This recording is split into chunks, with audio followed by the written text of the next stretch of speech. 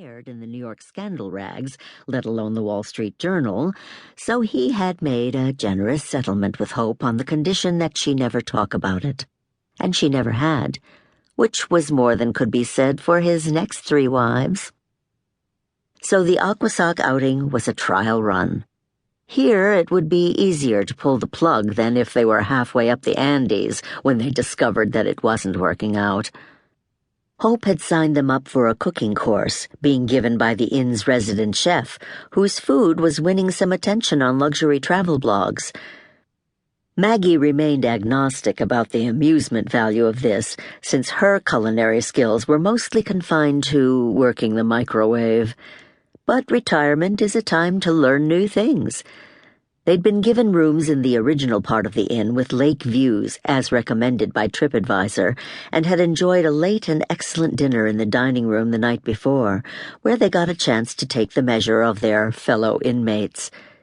They had spent this morning canoeing and been thrilled when an enormous blue heron, hidden among some rushes they were plashing toward, had suddenly erupted from its hiding place with a crashing of water and great paddling of wings.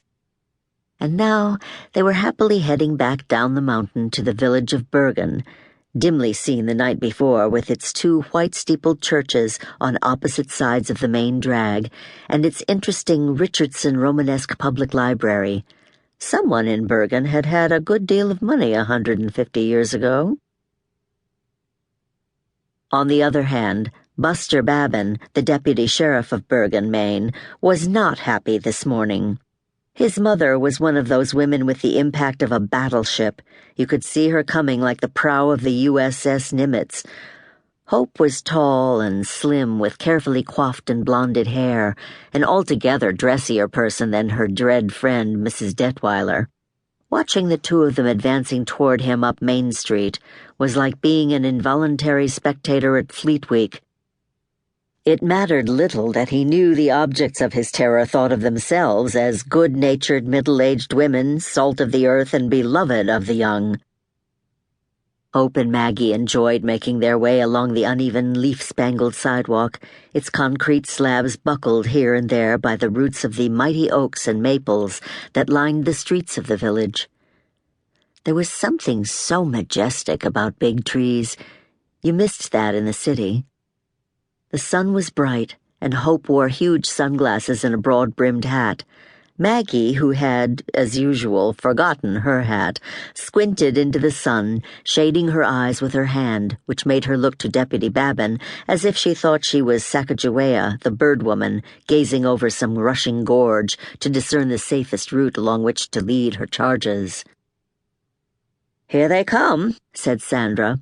She was looking out the front window of Just Barb's, the village diner, which she ran with her mother-in-law. "Man your stations!" Sandra had greatly looked forward to this visitation, which would be the town's first sighting of anyone from Buster's heretofore storied family of origin. He had for years prevented his mother and sister from showing up in his life and taking over everything by paying just enough home visits to them at birthdays and holidays to keep them pacified. Some of us are content and at ease in the worlds we are born to, and some of us know we've been raised by wolves and take decades to find our true native landscapes. There's no point in trying to explain this to the wolves. Buster Babbin stood up from his counter stool and checked to see that his shirt was tucked in. He was wearing his holster and gun just to make a point. Sandra took her place behind the counter. A glittering burst of bright fall air came into the room with the ladies.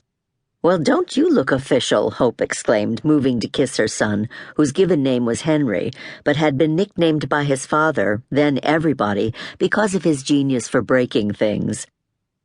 Buster leaned into Hope with his shoulders and head, keeping his body well out of embracing range, and managed to connect his cheek with his mother's ear.